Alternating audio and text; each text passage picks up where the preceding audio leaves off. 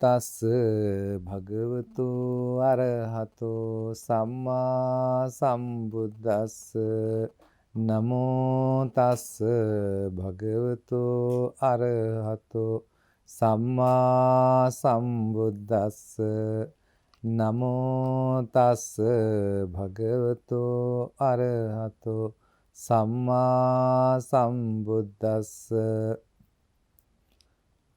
Homage to the Blessed One, Worthy One, fully enlightened Buddha. Dear friends in Dhamma, today I would like to discuss with you the very important aspects of the Dharma. Because we are going to discuss the importance or the role of Dhamma in our daily life. Most people think nowadays it is a fashionable thing or something very new not to be religious or become an atheist. In Sri Lanka, recently we saw those people who call themselves atheist or non-religious people, but they criticize and blame and insult, especially to Buddhism. Their main aim and gain is to criticize and blame Buddhism. Let me explain to you.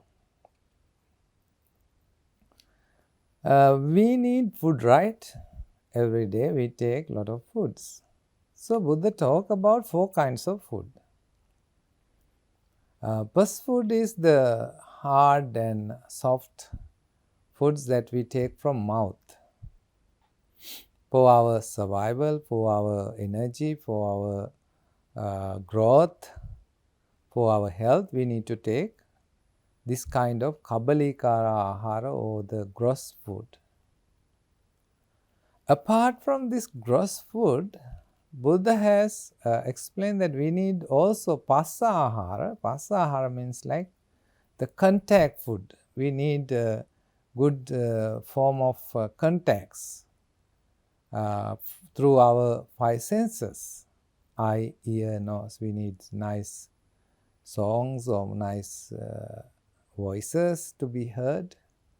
We need some food for our eyes. We also need some food for our skin, good sensations. So our tongue, our nose. So these are the foods we are getting by contacting these internal organs with external stimulant. These are the 2 foods, but Buddhism goes much, much deeper than this physical and contact food. They are much inherently, it is essential for our survival. Another food is called thought food or the mano sanchetana ahara. That our thought process itself is a food for our mind. And vijnana ahara, we need, apart from this thought process food, we also need, mind itself needs food. So what are the foods are you going to give to your mind? What are the foods are you going to give to your thoughts? Mostly nowadays, if you go to the social media, if you go to your phone, laptops, you have so many nonsense, so many gossips, so many useless rubbish, trillions of tons of rubbish news all around in your social media. And you are day to day, every moment, every second, every hour, are feeding so deeply and so gravely to your thought process and to your mind this kind of rubbish. So these are not right food for your mind and thought process. Why I say that? Do you know why I say that? Tell me, if you eat very rotten, bad, spoiled, and stinky food, what happened to your stomach? What happened to your health? Definitely, you will have indigestions. You will have some kind of stomach problems. Maybe if these foods are so poisonous, if these foods are so bad, what will happen? It might even kill you. Similarly, if you are going to put so much bad foods for your mind, for your thought process, believe me and trust me, it will going to be harmful for you. Not only harmful to you, because your mind is polluted by and contaminated by all these poisonous thoughts and wrong conceptions and wrong ideas. You have nourished your mind with wrong ideas. The outcome that comes from your mind, your words, your thoughts, your reactions will be also dangerous, will be also very poisonous, will be also very harmful. Dear friends in Dhamma, therefore we should give right food to the mind. What is the right food? What is the right food? The right food to mind is the Dharma. Buddha said, Dhammosa the samannati etam pivata. There is no such a medicine as sweet as good as best as so nice medicine in the world. It is the only medicine that can heal your heart, that can heal your broken thoughts, that can bring you redress and relief to your mind. That is the Dharma. This Dharma is the real, authentic, effective, powerful medicine you can use for any mental illness, any mental problem, any sadness, any bad feeling you are having in your life. Trust me, I assure you, this Dharma is as such. It can bring you relief, it can bring you healing, it can bring you some solace. So Buddha said this Dharma also you don't need to grasp it in a so hard and this is my Dharma, my teaching, my Buddhism. No, this Dharma is, use this Dharma as a raft. You know, when you want to cross a river and this side is dangerous, the other side is very safe, harmonious, peaceful. What do? You make a raft or you make a boat and you cross the river to the other bank. And when you go to the other bank, do you need to bring this raft or the boat on your head because it helps you to come to safe place? Because it helps you to brings you to the nice place? No, Buddha said you can leave it and go. This Dharma also itself have a purpose to refine you, purpose to make you healthier, spiritually advanced, spiritually improved. You need to use this Dharma, but you don't need to carry like raft after crossing the river. So in this Dharma, you have right understanding in the Noble Eightfold Path, right understanding, understanding the true nature, understanding yourself, understanding your habits, understanding your behavior, what is right and what is wrong, what is wholesome and what is unwholesome. So its right understanding is really important, and right thoughts. You must be free from hateful thoughts, you must be free from harmful thoughts, you must be free from greedy thoughts, you must be free from angry thoughts, you must be free from delusional thoughts. And right speech. It's very important. You know, Let's say one person who is shooting an arrow. He wants to shoot the arrow in front. But he's fighting a battle and he thinks his enemy is coming in front. It is like the dawn of the day, beginning of the day, or the dark, getting dark in the evening. He cannot clearly recognize who is coming in front. Let's say he shoot right with a very poisonous arrow to a person coming in front, thinking that he is his enemy. But after a few minutes, because he comes all the way and he comes and falls down in front of the shooter, found dead. Who was he? His brother, maybe his friend. He didn't see. He saw it far. He thought his enemy. Now can he take back this shooting of arrow? Cannot. You cannot retrieve that arrow. Similarly, when we are saying something, Buddha said, we must think again and again whether I should say this. If I say this, will it harm to others? If I say this, will it bring peace to others? If I say this, may it cause commotion, may it cause some disturbance in the society. If I say this, this will make a harmony among the friends, among the divided people. So you must be very careful. And Buddha said you must talk very sweet like the madhu. Madhu means the honey, the bee honey. Your words should be so sweet, so encouraging, so persuading to do something.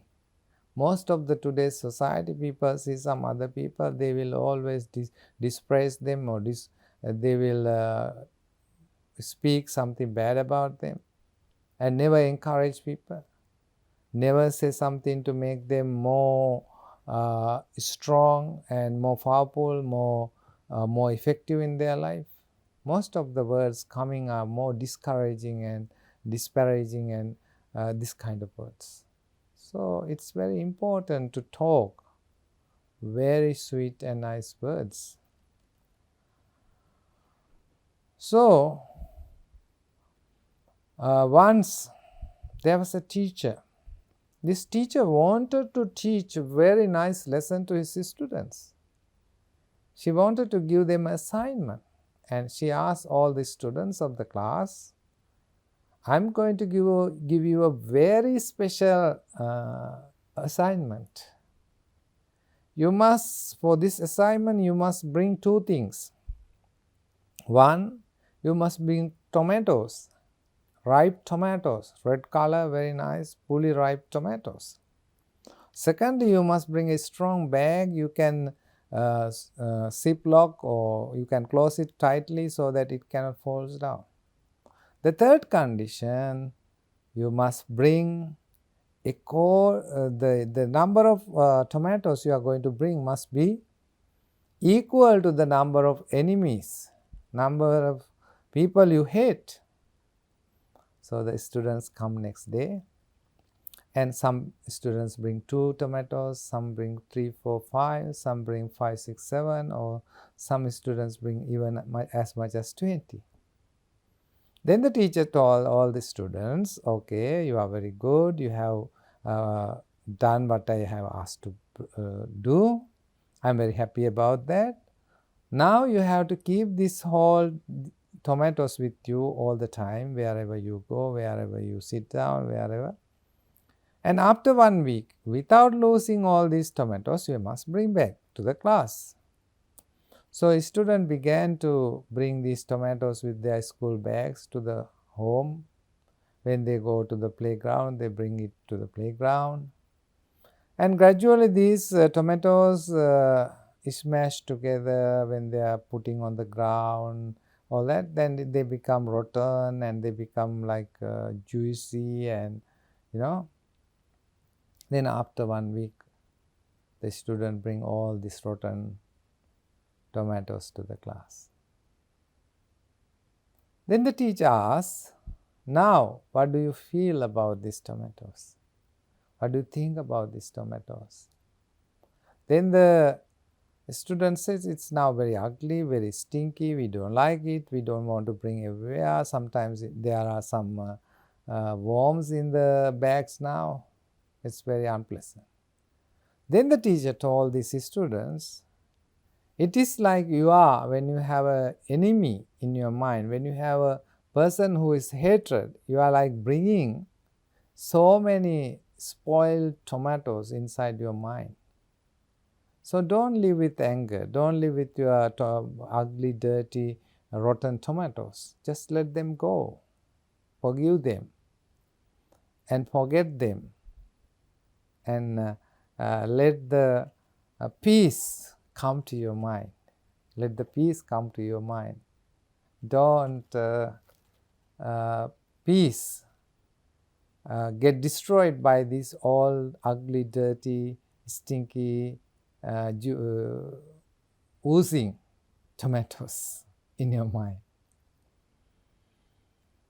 There's a very nice Buddhist story in Buddhism. A person called Angulimala, he was a very good student, and he learned under a teacher in his house, and some students also lived in this house, and all these students was jealous of this person. His name was Ahinsaka, innocent one. But all the students say slandering and tell stories about these students, and they are very jealous of him because he makes good marks and good grades. And they make a big story about this innocent student, tell that to the teacher that this student having an affair with his wife. Then the teacher want to revenge this student because he doesn't like his student having an affair with his wife. So he told that now you have learned everything I need to be learned. For your graduation, you need a garland of fingers, 1,000 fingers. Because he is an obedient student and he was respect his teacher so much, he cannot disobey his teacher's instructions, and he agreed, and he had a sharp knife, sharp sword, and went to the forest, and people going through the forest, he began to cut the fingers and tied them with the rope together. But as days are growing, some were rotten, and finally he has killed nearly 9,999, and that day his mother was coming to that forest to tell not to do this, and but Buddha saw this incident, and Buddha came and tamed the Angulimala and preached the Dharma, and he gave up this violence, he gave up this harming, and he became a Buddhist monk. After his becoming a Buddhist monk, he never killed any beings. In Buddhism, there's one sutta called Angulimala Sutta to bless the pregnant mothers. One day he saw a pregnant mother could not deliver a baby, he was in pain, and he come and told the Buddha.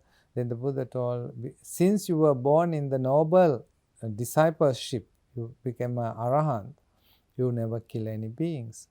Based on that sacrifice, based on that truth, utter this stanza and bless this mother who is in pain, labor pain, and she could deliver the baby after his blessings.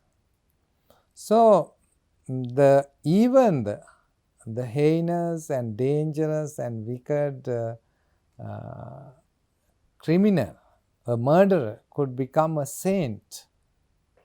So there we don't need to label people and mention that they are murderers or smugglers or whatever. If they are genuinely and truly, they are ready to change and they are ready to learn Dharma, never ever blame them and discourage them and defame them. We need to encourage for people to change. Sometimes people change, not all the people. I am not saying all the people are changing. Some people genuinely they want to change. When they want to change, we need to encourage them and never push them back to the old, telling their old names and discouraging them to not to change. This is a very important aspect of Buddhist life. And when we have right livelihood, we need to also work like the bee, how the bee is working. Busy bee, always working and making honey. But this busy bee doesn't make any harm to the flower or to its color, to the smell. He just takes the little bit of honey which is available on the flower. Similarly, when we are living in the society, Buddha said, when we are earning money, when we are doing things, we need to do in non-harmful way. No danger is caused when we are doing our living, making livings. And in Buddhism, if you are using the teachings of the Buddha, there's another important aspect of Buddhism is the mindfulness. Nowadays, Western people and many countries, many schools in the Western world are using mindfulness. Because now we are having a more imbalanced and more restless life for our younger generation, because they are caught up with the handphones, they are caught up with the modern gadgets and all these kinds of apps and social media. They are bombarded. They have having billions of information in front of them. They cannot process and they cannot decide, and they don't know what to do with this information. It's too much information. Because of that, their minds are always restless. Their minds are always wandering. So more than ever, this modern generation needs more meditation, definitely, to understand themselves, to support themselves and become a better version of themselves.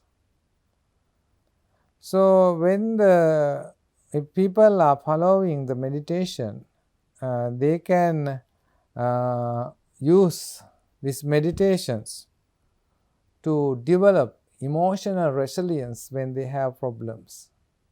They can use this dharma tool, the tool of meditation, to calm down, to find peace, inner peace in themselves. During the time of the Buddha, the one elephant was given a toddy, and he was made more violent and more aggressive and sent in front of the Buddha in order to kill the Buddha.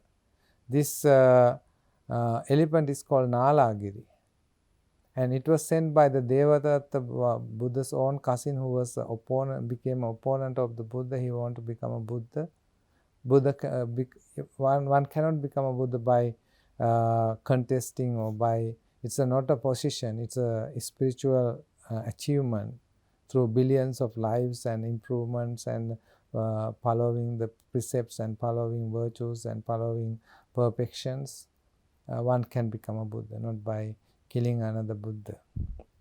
Anyway, he couldn't kill, any person cannot kill Buddha, because his spiritual capacity, spiritual strong karma is so strong, nobody can harm Buddha. And when this elephant was coming in front of the Buddha, Buddha just spread the loving kindness, just spread the loving thoughts towards him. He never moved, and he's calm and composed. And this elephant, who was violent and rogue and very aggressive, he became like a little rabbit.